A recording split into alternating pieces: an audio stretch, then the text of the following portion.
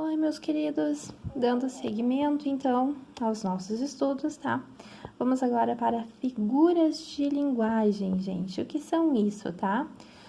São fenômenos que acontecem quando a gente escreve, quando a gente fala, tá? Que tem nomes específicos. Vamos ver, então, aqui dois conceitos bem parecidos, tá? E que se diferenciam apenas no modo como a gente diz isso, que é comparação e metáfora, tá? Comparação, gente, o que é comparado às coisas, tá? Eu vou comparar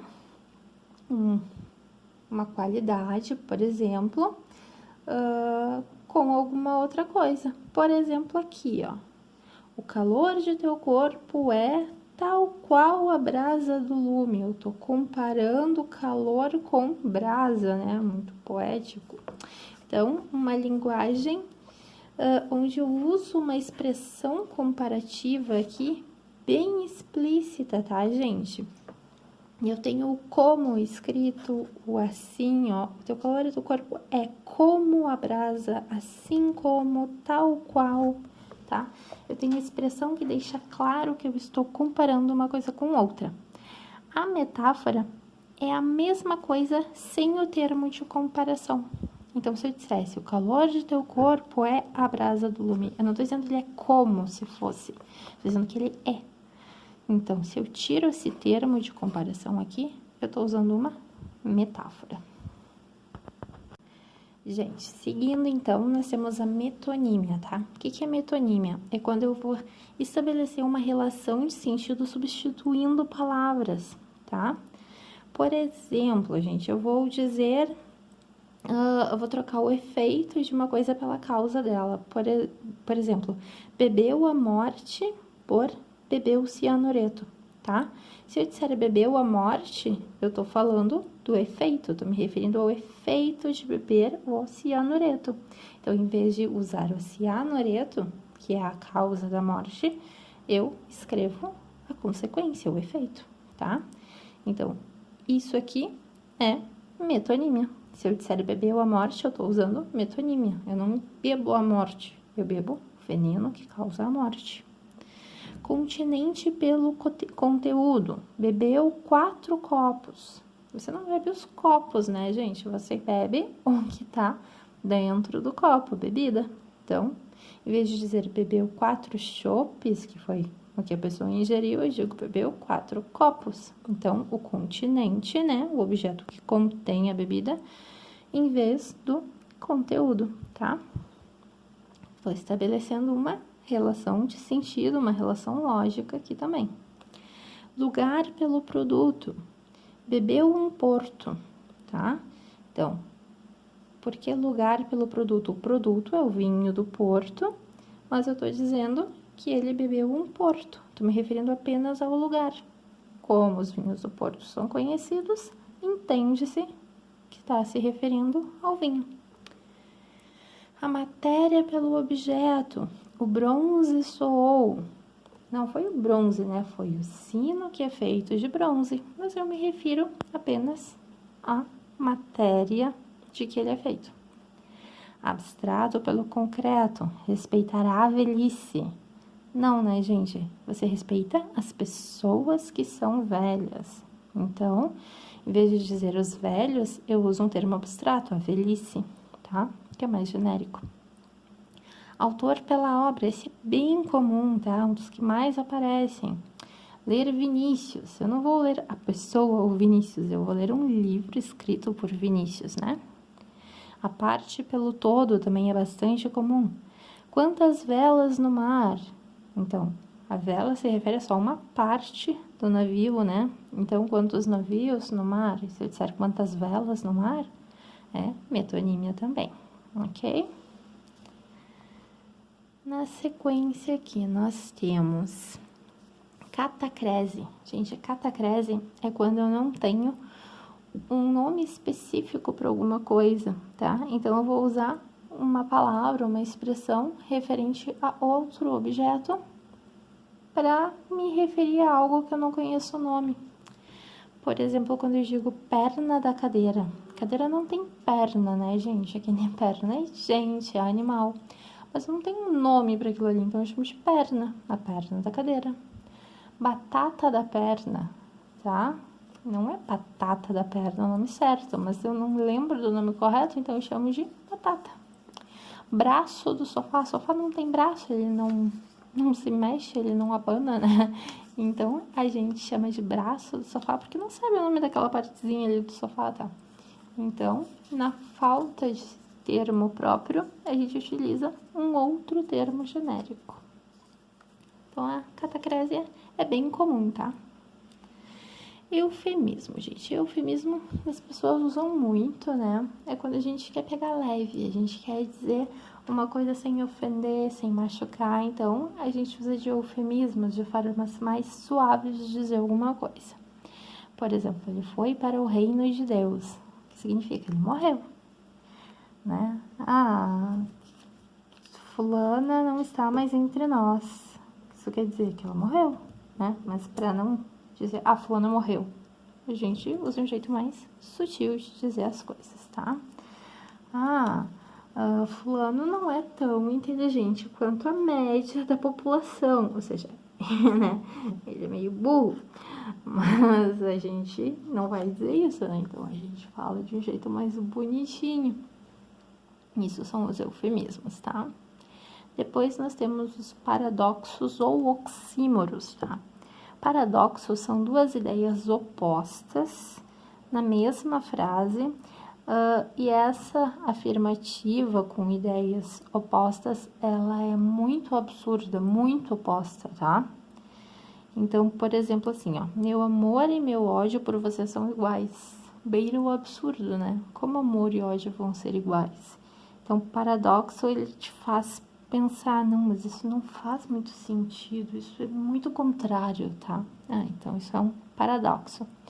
Normalmente, quanto mais próximas essas palavras são, a gente chama de oxímoro, tá?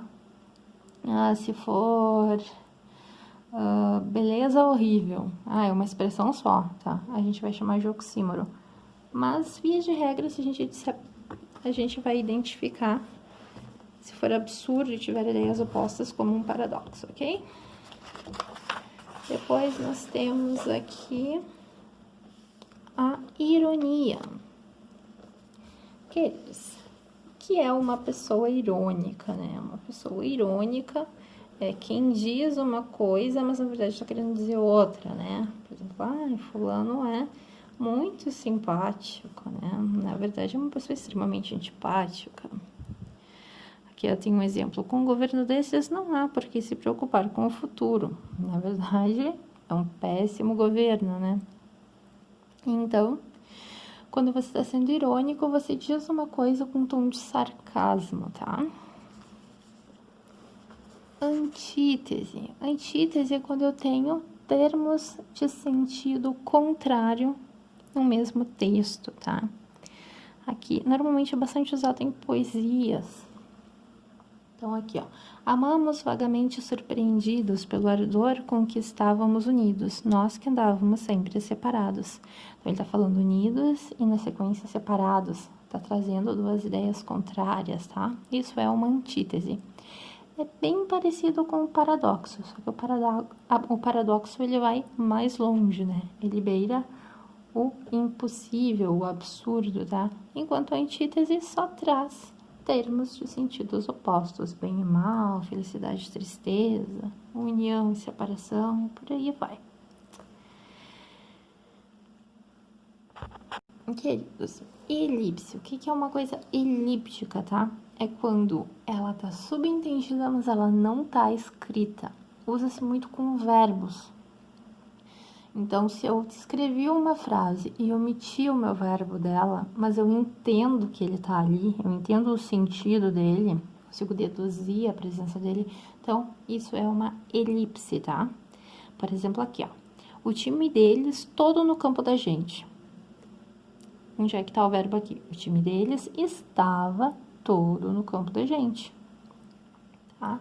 Então, o verbo estava ali, ele está elíptico, né? Uma elipse. A gente ainda tem o zeugma, que é um outro tipo de elipse, tá? É quando eu já falei o verbo uma vez, e para não ficar repetindo ele, eu simplesmente faço a omissão desse verbo, mas ele já foi escrito naquele período anteriormente. Por exemplo, aqui, ó. Uma noite em que a piedade era tão crua como o amor ruim. Eu já usei o verbo era aqui, ó. Então, uma noite em que a piedade era tão crua como o amor era ruim. Então, esse era, para não repetir, foi retirado dali. Isso é zeugma, tá? Bom, gente, nós ainda temos a anáfora. O que é a anáfora, gente? É quando eu fico repetindo uma palavra, tá? Normalmente usado em poesias, para dar ritmo pro meu poema. Então, no início de cada verso, ou a cada 2 versos, eu repito uma palavra, tá? Quando tem a repetição dessa palavra, para dar ritmo, para dar ênfase, tá? Para ela. Então, a gente chama isso de anáfora. Aqui tem uma campanha publicitária, tá? Não troque de cara, troque de ótica. Troque seus óculos na fotóptica. Tá, o que é isso, gente? Aqui, ó, troque, troque, troque, né? Então, eu repeti essa palavra 3 vezes ali. O nome disso é anáfora, tá? Nesse caso aqui é pra dar ênfase mesmo, né? Uma ênfase bem publicitária pra trocar, né, de óculos. Mas também é bastante usado em poesias e afins. Depois nós temos, na sequência, a nossa hipérbole, né? Muitíssimo utilizada também. São aquelas pessoas que exageram no que dizem, né? Elas não conseguem simplesmente dizer chovia muito. Elas dizem, a cidade amanheceu sob um dilúvio. Não, só tava chovendo bastante, não era um dilúvio. Mas a pessoa exagera, né? Então, o nome disso é hipérbole, tá? Ele come como um elefante. Meu Deus, coitado, né? Ele só come bastante. Mas a pessoa exagera, tá? Aquele touro não deixa nenhum dos atacantes se aproximar do gol. O goleiro, né, gente? Não é um touro, mas ele tá exagerando, né? Então, tem pessoas que falam bastante assim, né? Exageram bastante. Depois nós temos a gradação, que, assim como o nome diz, né, gente? Deixa eu alinhar aqui bonitinho. A gradação é da ideia de alguma coisa que evolui gradativamente, né? Então, ele estava satisfeito. Não, ele estava mais que satisfeito, ele estava feliz. Não, ele estava mais que feliz, ele estava exultante, tá? Então, a emoção dele aqui tá aumentando gradativamente, tá? A tarde cai nostálgica. Não, é mais que nostálgica, é triste mesmo. Não, não é só triste, é deprimente. Então, a tarde cai nostálgica, triste, deprimente. Tá piorando gradativamente, né? Então, gente, tem uma gradação nessas duas frases, tá? Então, ela serve para trazer emoções. Aqui ele diz algumas, ó, entusiasmo, desespero, tédio, cansaço, derrota, tá? Não serve só para sentimentos bons ou só para sentimentos ruins, é genérico, tá? Depois, nós temos a prosopopeia ou personificação, né? Que é onde você vai dar vida para seres inanimados, tá? Por exemplo, o sol sorria no céu. Sol sorri? Não, não é gente, né? A pequena árvore estava alegre com a chegada da primavera. Não, né, gente? A árvore não tem vida, né? Não tem vida consciente, pelo menos. Então, você vai dar características humanas, digamos assim, né? Vai personificar, vai tratar como se fosse uma pessoa, um objeto, uma situação, algo que é inanimado, tá? Genericamente, algo que é inanimado. Bom, queridos, agora, né, que terminamos a nossa explanação ali sobre a figuras de linguagem, vamos fazer um exercíciozinho, tá? Imagino que vocês já fizeram. Quem não fez, dá pausa aí, como sempre, né? e retorna aqui quando tiver terminado de fazer para corrigir o exercício. Vamos lá. A estética russa em movimento. Tá se referindo, né, a um automóvel russo, tá? Então, ele tá dizendo a estética russa, porque o design, né, dele se refere à estética russa, mas, na verdade, né, quem tá em movimento é o carro. Então, isso aqui é uma metonímia, né, gente? Não é estética. No caso aqui, ele tava usando a arte, né, em vez do automóvel, tá? É uma relação de sentido, tá estabelecendo uma relação lógica de sentido, hein? B. Enfim, um carrão pequeno. Gente, isso é um paradoxo, né? Carrão pequeno. Para chamar, é aquele que eu falei que a gente pode chamar de oxímoro, né? Porque tá dentro da mesma expressão, ideias muito opostas. Então, ele te choca, ele te faz pensar, tá? Como assim, carrão pequeno? Ah, tá, entendi o que ele quis dizer. Mas choca, parece absurdo num primeiro olhar, tá?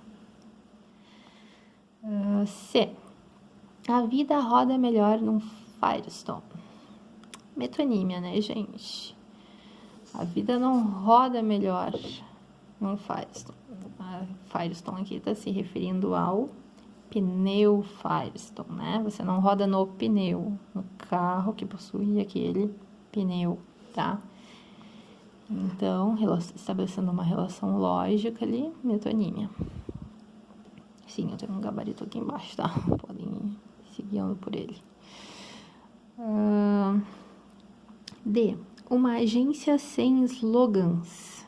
Gente, se é uma agência publicitária, ela faz slogans. Então, parece absurdo. Isso é um paradoxo, né?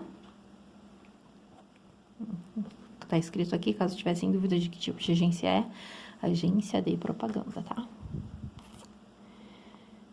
E. É pura aveia. É puro mel. Gente, anáfora, tá? Repetição, ele pura, é puro, tá? Repetição de palavras. F. Novas ideias, antigos ideais. Novas e antigos, ideias opostas, tá? Então, isso é uma antítese. Não chega a chocar, não parece absurdo, tá? Só dentro destas duas frases nós temos ideias que são palavras que têm sentido oposto. Então, isso é antítese. G. Proteção e carinho à flor da pele. Catacrese, tá, gente? A pele não é uma flor, não tem uma flor na pele, tá? Então, a gente usa uma expressão genérica na falta de expressão que o valha. H, o Paraná faz bem. Metonímia de novo, né? Não é o Paraná, não é o lugar, né? É o clima, são as pessoas, enfim. Então, tá estabelecendo uma relação de sentido ali também. E depois do esporte, depois do banho, depois de tudo. Anáfora, né? A gente tá repetindo depois. J. Escreve seco com tinta úmida. Seco e úmido, ideias opostas, antítese, né? L. Os perfumes que invejam as flores. Aquilo que eu falei, né? De dar vida para seres inanimados. Perfumes não têm vida própria, né? Eles não sentem inveja. Então, a gente tá usando uma prosopopeia, também chamada de personificação. M. A última refeição das baratas. Ou seja, vai matá-las, né? Um veneno para matá-las. Eu tô falando de um jeito mais sutil, é um eufemismo. N. Nosso óleo, nossa terra, nossa gente. Nosso, nossa, tá? Anáfora, né? Eu tô repetindo a palavra. Nesse caso aqui, também dá para falar que tem uma progressão, uma gradação aqui, tá? Nosso óleo, aí depois, não é só o óleo, é a terra, não é a terra, é o povo, é a gente, tá? Então, também tem uma gradação aqui. Mas, o mais evidente é a anáfora, tá? E, ó, um banho de alegria num mundo de água quente. Gente, um banho de alegria num mundo de água quente. Muita água, né? Um mundo inteiro de água quente. Nossa, que ducha incrível. Isso é uma hipérbole, exagero, tá? Paramos por aqui, queridos. Um abraço e até a próxima aula.